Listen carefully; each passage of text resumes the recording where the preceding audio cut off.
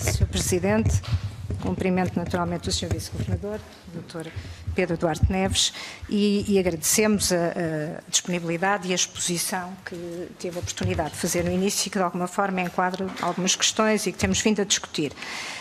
Concretamente, relativamente ao acompanhamento da supervisão prudencial anterior à recapitalização, que naturalmente no âmbito das suas responsabilidades é a questão que estará aqui fundamentalmente em causa, ou que nos poderá esclarecer, ficou claro que há um conjunto de iniciativas desde final de 2010, com o relatório da inspeção, em 2011, a partir de 2011, as inspeções específicas que referiu, eu tirei algumas notas, a política, a atuação, nomeadamente em termos de retenção de depósitos, etc. Ou seja, de facto, parece claro que a partir de 2011, ou final de 2010, o Banco de Portugal tem uma supervisão prudencial muito ativa, a que não é alheio, naturalmente, o contexto também novo que se vive nessa altura. De qualquer forma, como o Sr. Vice-Governador tinha esta responsabilidade da supervisão prudencial desde 2006 e como nós, da informação que fomos recolhendo, há aqui alguns aspectos que parecem que vão surgindo neste processo, a ideia clara de que o BANIF cresce em contraciclo e que, portanto, os resultados que vão aparecer negativos em 2011 têm muito a ver com crédito mal concedido anterior. Eu recordo que no resultado em contas de 2014, mais de 80% das imparidades existentes em 2014 são de créditos concedidos antes de 2011, com concentração em setores de risco e não enfim, pelo menos nas PMEs, e, portanto, tendo em conta também, isso foi dito aqui em vários depoimentos, que o BANIF, ou alguns, que tinha problemas de gestão, organização graves, alguns até, eu diria, incompreensíveis, foi referido aqui o sistema de informação, a ausência de regulamento de crédito, etc. E também que, no final deste período, apresentava desequilíbrios estruturais de liquidez, de exploração e de eficiência e de solvabilidade. Eu perguntava como é que antes, sabemos que num contexto completamente diferente, como é que a supervisão do Banco de Portugal avaliou a deterioração, avaliou a deterioração da situação do BANIF até 2011. Vamos ver, o paradigma de supervisão naturalmente mudou muito ao longo dos anos.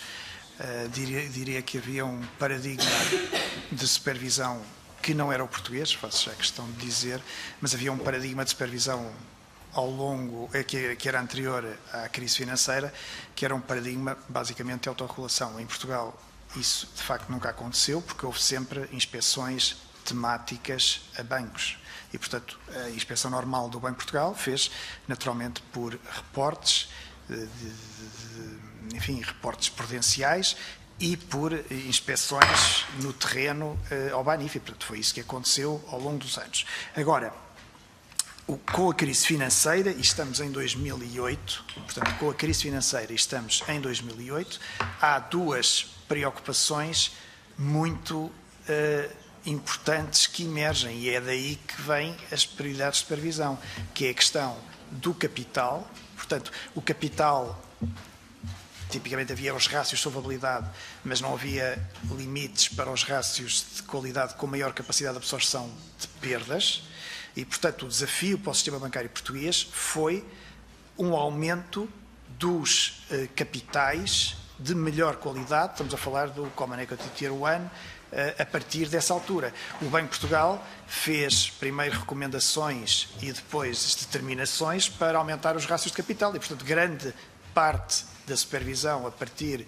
digamos assim, de 2008 foi levar a que os bancos tivessem condições para aumentar os seus rácios de capital. No caso do BANIF, por exemplo, e em resultado disso, houve bancos que aumentaram capitais, houve bancos que reduziram as suas carteiras, enfim, cada um seguiu a abordagem que achou melhor seguir. No caso do BANIF, isso levou a uma operação de concentração na banca, que aliás foi bem sucedida, foi uma operação de concentração na banca relativamente bem sucedida e que levou a um aumento dos rácios dos tais 250 pontos base. Adicionalmente, nós não podemos esquecer que em 2008 a situação de liquidez da economia portuguesa começou a ser extraordinariamente difícil.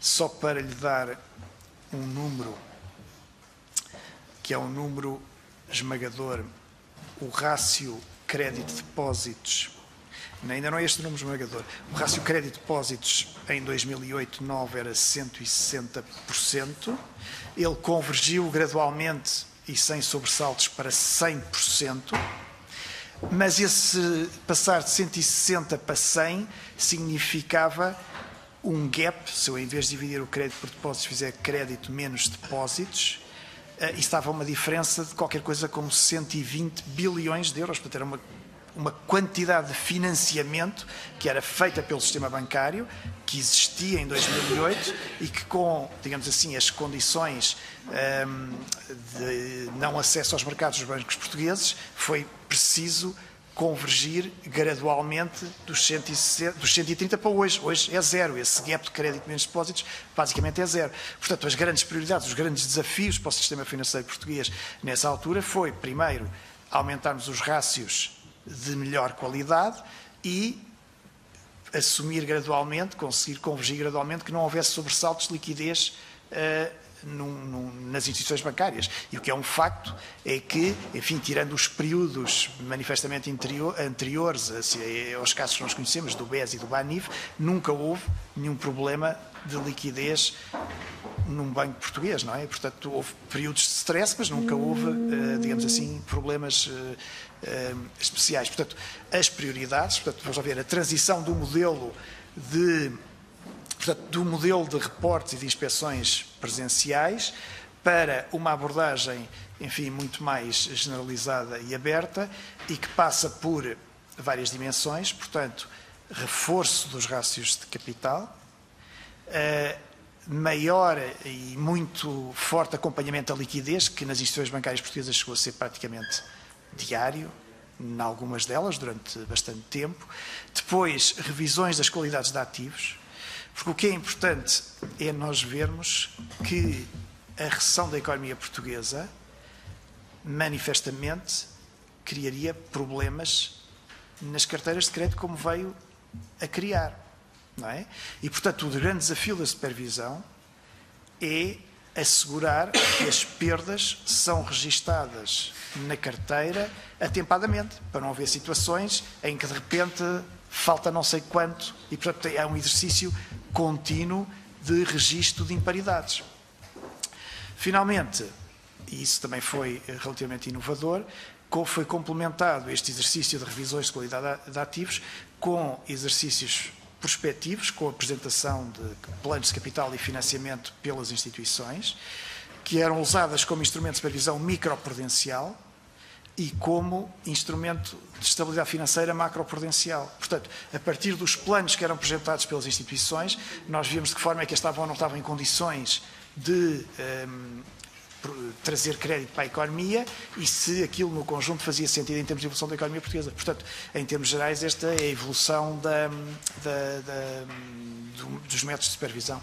Eu compreendo, de qualquer forma, compreendo e sei que, de facto, as próprias exigências com os acordos de Basileia, com toda a situação posteriormente, a exigência foi muito maior. Mas, de qualquer maneira, quando falamos nestas preocupações, que são as grandes preocupações, estamos a falar de preocupações que quase podem ser controladas à distância. O que eu quero dizer é que a proximidade do Banco Central Português, do território e do terreno, talvez na perspectiva da supervisão pode ser importante um acompanhamento, por exemplo, das equipas de terreno, e isto porque tivemos aqui depoimentos...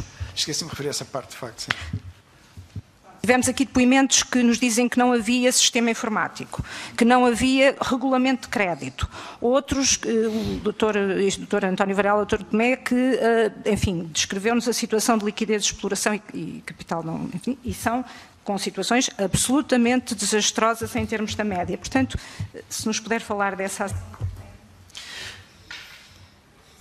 Ora bem, em termos de normativos de crédito, eles existiam na instituição, enfim, não seriam, porventura, os melhores, se não eram seguramente os melhores, os mais brilhantes normativos de crédito que existiam, mas repare, em termos desse tipo de supervisão, nós tínhamos, digamos assim, dois instrumentos diferentes. Um deles, que foi também, enfim, uma ação que decidimos desenvolver a partir de 2009, que foi termos equipas, digamos assim, dentro dos bancos, que no caso do Banif isso passou a ser a partir de meados de 2010, foi junho de 2010. Nós iniciámos esse programa algures em 2009 e foi sendo progressivamente generalizado para o sistema bancário português, e no caso do Banif foi junho de 2009, 10, desculpe, como eu acabei de dizer. Isso foi uma coisa. A outra foi através da definição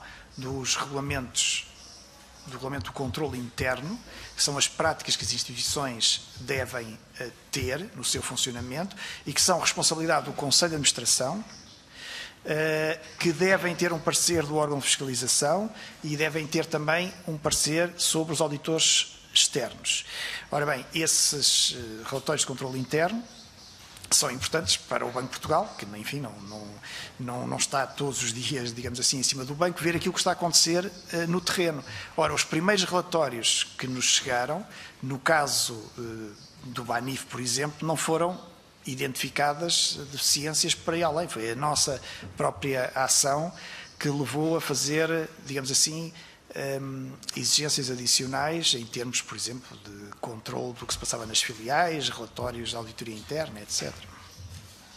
Agora, vamos lá ver, aquilo que acontece com o Banif em 2012 é o caso de um banco que primeiro não está em condições de aumentar os seus fundos próprios, segundo, que tem uma carteira de crédito que foi muito penalizada pela crise económica, terceiro, que atribuiu crédito usando práticas que, no mínimo, tinham deficiências, e tudo isso levou à situação do banco.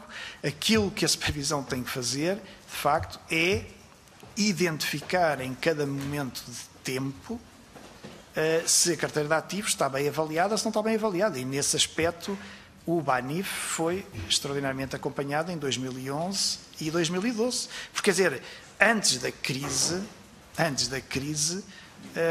os bancos aparentemente não têm problemas. Mas quando há uma crise económica como aquela que acontece em Portugal, aí é preciso que não... Nós, antes da crise, os bancos não têm problemas, mas o Banco Central supervisiona. E, portanto, nós, quando olhamos para as contas de 2005 a 2011, eu já vou a 2012, mas agora queria até 2011 analisar o Banif, quando olhamos, vemos que o comportamento do Banif é um comportamento, claro que estamos a ver a posteriori, mas vemos alguns sinais que são sinais de algo que é diferente daquilo que é pressuposto. E, portanto, aquilo, por exemplo, nas equipas do terreno, já agora, a equipa de sistemas de informação confirma que não havia sistemas de informação no Banif? De informação do Banif os sistemas de informação para a gestão do Banif tinham debilidades, elas foram identificadas e os órgãos de gestão deviam desenvolver e comprometeram-se a desenvolver ações para ultrapassar essas debilidades nos sistemas informáticos. Como é que se supervisiona um banco que não tem sistema de informação? Isto é uma pergunta... Vamos ver, o sistema de informação existe.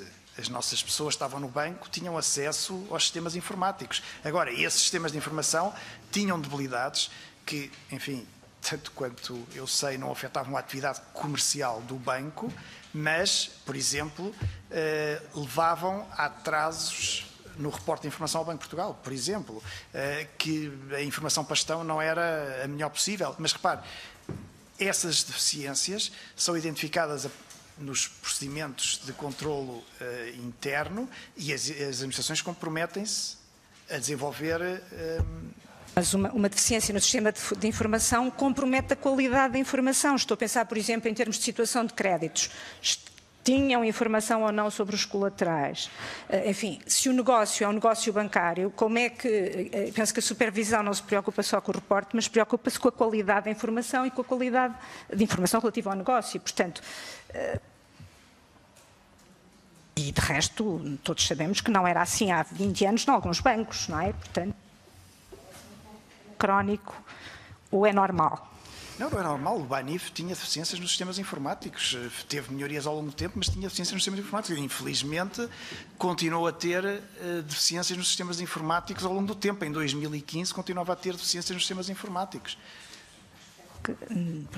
Diga uma coisa, por exemplo, a equipa que estava, era uma equipa de quantas pessoas? Que tipo de pessoas? Era uma equipa qualificada para... Não me interessa propriamente, digamos, o que me interessa é perceber o tipo de intervenção. Eu olho por exemplo, para o número de funcionários do Banco de Portugal. Em 2011 tem 1.600 e tal, 1.700, hoje tem 1.700. Quantos é que estão dedicados, ou quantos é que estavam quando entrou, em 2006 ou em 2011, por exemplo, à supervisão, mas à supervisão no terreno? Vamos ver, a supervisão faz por pessoas que estavam no banco e depois por equipas que são deslocadas do Banco de Portugal para o BANIF. Permanentemente no banco, enfim, não digo que tenham estado o período todo, mas estavam 2, 3 pessoas que eram... Deram 2, 3 pessoas que, quando ia uma equipa ao terreno, aumentava. Mas é assim, mas, quer dizer, há restrições de recursos, naturalmente. Quantas pessoas estavam, por exemplo, em 2011 na supervisão? No terreno e e centralmente?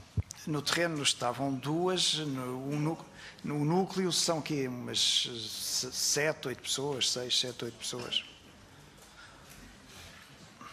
É que olhamos para os números e como os números são... Sim, não havia um para cada grandes, colaborador... 1.700... Não havia um para cada colaborador do não, 1.700 trabalhadores no Banco de Portugal, não é? E pensamos que a supervisão é uma área tão crítica e que, de resto, eu podia perguntar se houve alteração depois do BPN, isto é, na altura, mesmo em 2010, já se tinha aprendido com alguns erros. Portanto, antes da crise, depois a crise, naturalmente, que reforça esta atenção à questão da supervisão. Posso vamos lá ver. Houve uma maior quantidade de recursos humanos no Banco de Portugal dedicados às funções de supervisão. Portanto, como eu referi há pouco, havia um departamento, que era o Departamento de Supervisão Prudencial, que foi dando lugar progressivamente a mais 3 departamentos. Portanto, para além da supervisão que eu agora chamo microprudencial, estabilidade financeira, supervisão comportamental, ação sancionatória. Portanto, o somatório destes 4 departamentos hoje, enfim, aumentou consideravelmente ao longo do tempo. Hoje o paradigma muda, hoje as equipas de supervisão já são mistas com o SSM. Houve um aumento dos recursos na supervisão bancária e houve um aumento, enfim, das qualificações das pessoas. Houve uma grande rotação de quadros. Portanto, em 2011 não tinha mudado muito, não é? Portanto, ainda não tínhamos já... A questão das inspeções permanentes foi uma coisa que o Banco de Portugal decidiu desenvolver em 2009. Não há mais exemplos desses por essa Europa fora, de facto. Na altura era o caso do Brasil, que tem uma supervisão, de facto, muito boa, o caso de Espanha, mas não havia mais exemplos de supervisões permanentes. A do Brasil é, por acaso. No melhor pano cai a nódoa.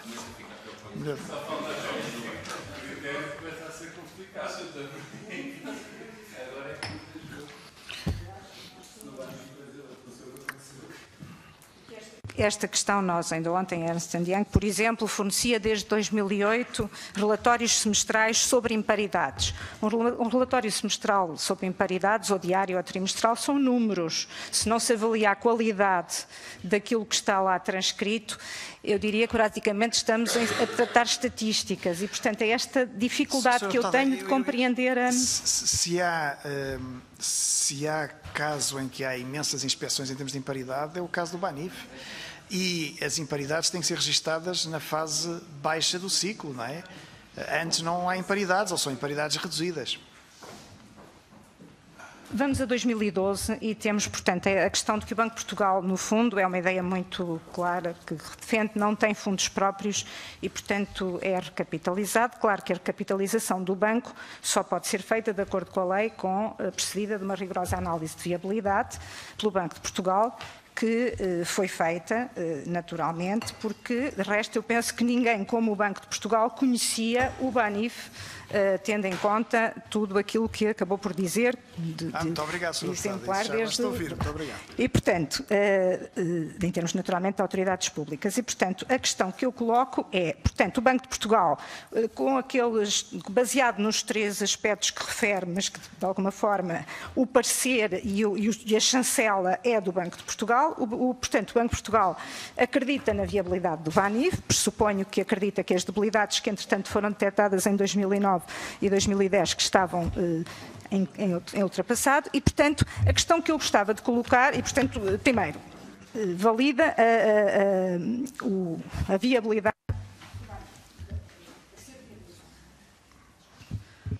Claro, Sra. Deputada.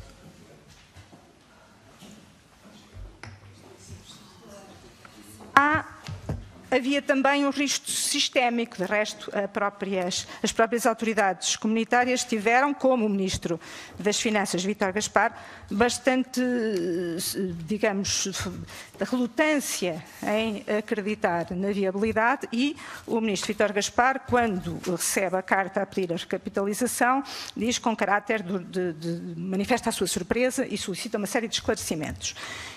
A minha questão é, considerando a conjuntura de 2012, e repare que esta viabilidade é dada no final de um ano horribilis, como referiu, que é 2012, portanto, no final do ano de 2012, o Banco de Portugal atesta a viabilidade. Como é que analisa nessa decisão a questão do risco sistémico, que também é referida, aliás, pela carta do Sr. Governador do Banco de Portugal, refere o risco sistémico para além dos fundamentos da viabilidade? Vamos lá ver. Aquilo que se passava na economia portuguesa nesse momento e no setor financeiro é talvez o período mais difícil do processo de ajustamento.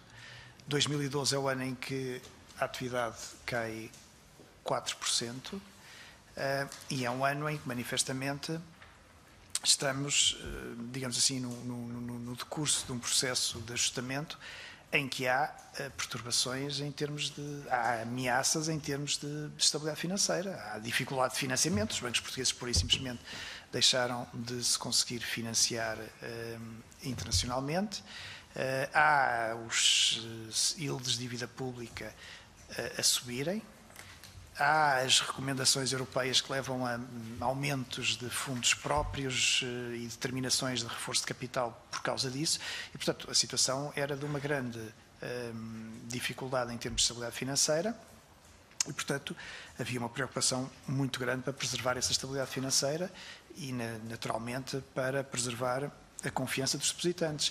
Um dos aspectos mais marcantes deste processo de ajustamento, um dos processos mais marcantes do processo de ajustamento da economia portuguesa é precisamente a resiliência e o comportamento bastante forte dos depósitos, que nunca caíram, e, portanto, era importante, enfim, para além da viabilidade do banco, se não houvesse qualquer tipo de possibilidade de viabilidade, a recapitalização não podia ter acontecido, mas obviamente que era muito importante preservar a estabilidade financeira. Certo, mas qual foi o argumento que convenceu a Troika? Peço que faça as perguntas todas que lhe faltam, porque já ultrapassou o seu tempo. Eu ia perguntar só, Sim. em termos de Troika, e considerando aquilo que foram aquilo que vemos na correspondência, qual é o argumento que pensa que convenceu a Troika? E também, e finalmente também ia perguntar-lhe, no fundo, relativamente àquilo que foi, enquanto vice-governador do Banco de Portugal, de 2006 a 2015, com funções de supervisão até 2014, desculpe, de 2006 a 2016, mas na supervisão de 2015. O que é que considera que podia ter sido diferente? Podia ter feito de forma diferente? para evitar, naturalmente, no sentido de evitar chegar a esta situação. A sua primeira pergunta, peço desculpa, o argumento convenceu a Troika. Eu gostava que nos falasse das dificuldades levantadas pela Troika e, no fundo, da posição tomada pelo Estado português, quer pelo Governador do Banco de Portugal, pelo Banco de Portugal, quer depois, naturalmente, na capitalização. Vamos lá ver, nós tivemos imensas reuniões, discussões, conversas com a Troika, não é? Eu agora não consigo reconstituir, mas eu diria que o nosso argumento mais forte foi sempre o da estabilidade financeira, de facto. Portanto, o argumento mais forte foi sempre o da estabilidade financeira, porque havia a plena consciência que estava a decorrer um processo de ajustamento da economia e que não devia ser perturbado, não é? Em relação à segunda pergunta, o que é que... Vamos lá ver, a supervisão é o Banco de Portugal. A supervisão é o Banco de Portugal, não é naturalmente uma pessoa.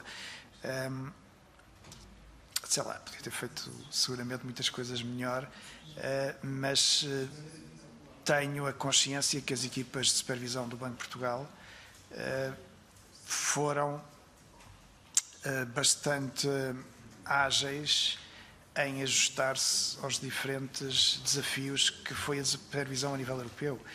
E para mim foi sempre uma satisfação ver vários países, vários colegas nossos vir a Portugal ver o que é que o Banco de Portugal está a fazer.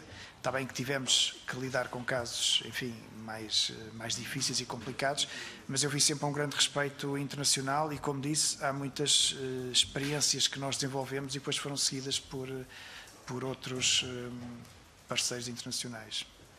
Aquilo que eu podia ter feito melhor, se calhar, muitas coisas, mas...